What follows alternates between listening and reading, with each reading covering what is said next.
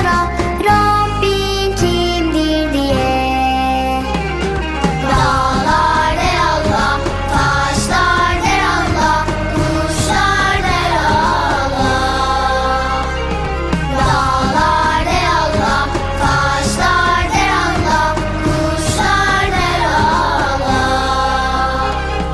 Subhanallah, subhanallah, dağlar taşlar der Allah. Subhanallah, subhanallah, ayla güneş der Allah. Subhanallah, subhanallah, dağlar taşlar der Allah. Subhanallah, subhanallah, ayla güneş der Allah.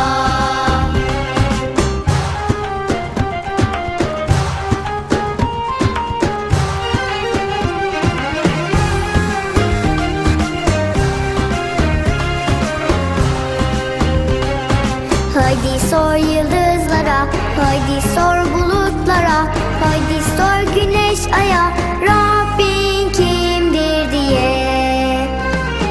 Haydi sor yıldızlara, haydi sor bulutlara, haydi sor güneş aya, Rabbin kimdir diye. Yıldızlar der Allah, bulutlar der Allah, güneş ay der Allah. Yıldızlar der Allah, bulutlar der Allah, güneş ay der Allah. Subhanallah, subhanallah, dağlar taşlar der Allah.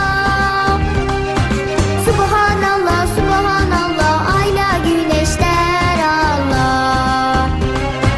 Subhanallah, subhanallah, dağlar taşlar der Allah. Subhanallah, subhanallah, ayla güneş der Allah.